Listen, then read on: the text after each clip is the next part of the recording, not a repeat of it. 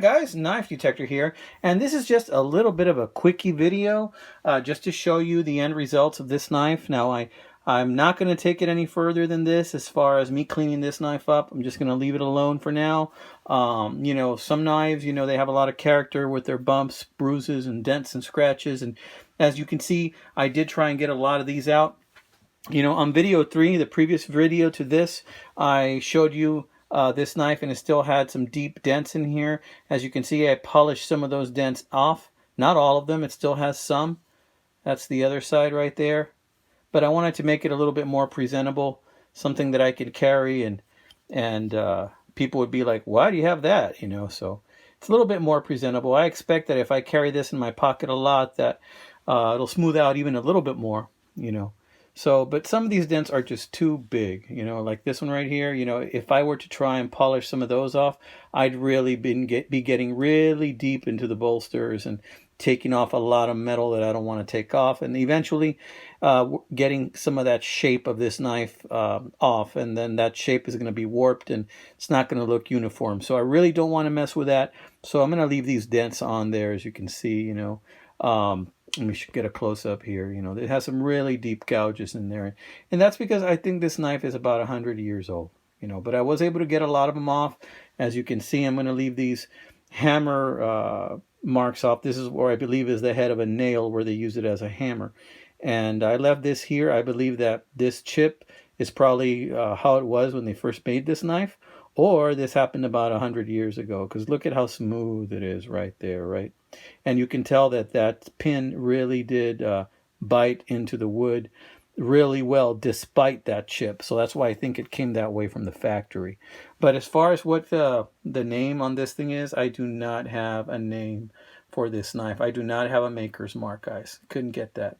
I know that back in the day, this knife was probably sharpened using some type of a stone sharpener because of all the deep gouges. Somebody really sharpened this puppy a lot with what type of sharpening techniques they had back then, and they didn't have a lot of options for sharpening knives back then. So I believe that they probably used a stone sharpener for this knife.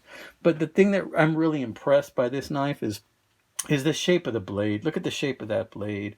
It has a kind of like a drop right there. It kind of looks like a beaver tail shape to it.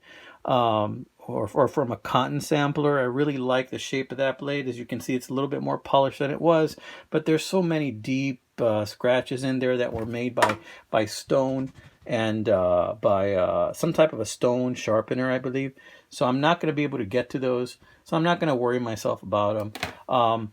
Talking to Stuart Harvey, he mentioned that this knife might do well with a good edge. I've just been using some stones on it right now just to give it some semblance of an edge. It is sharp right now, but I'm afraid that if I use some type of a device or do some serious sharpening on this with a stone, that I'm actually going to take off more of the blade than I want. You know, right now it does have a pretty good edge on it. You know, it's not going to go anywhere. You know, it does cut paper, so I'm happy with it the way it is. Really like carrying this knife. This is just one of those knives that's a joy to carry because it's so smooth and it's just so ergonomical that it just slides right into your pocket. The size on this knife is 4.5 inches closed. So I mean, at 4.5 inches closed, guys, it is smaller than a buck 110, you know, and bigger than a buck 112 by a half inch. So I mean, this just falls in that range where it's just a pleasure to carry. So yeah, I didn't get too much of these gouges out either. You guys know I showed you these before. It has these batoning marks. Check out those heavy duty batoning marks. These batoning marks look to be about 100 years old. And you know, when that lip starts to bend up here, and I did clean that up a bit. You know how the lip was actually folded over there. I cleaned some of that up on this side.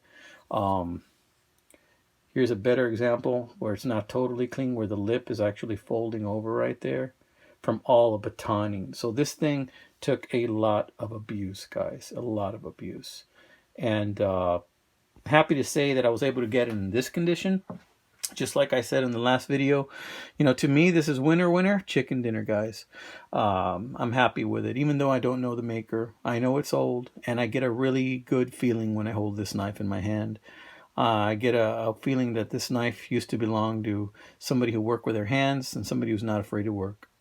All right, guys, this is a Knife Detector signing off. Y'all take care. God bless. Keep your knives sharp. Keep your wits even sharper, my friends. That's a wrap, guys.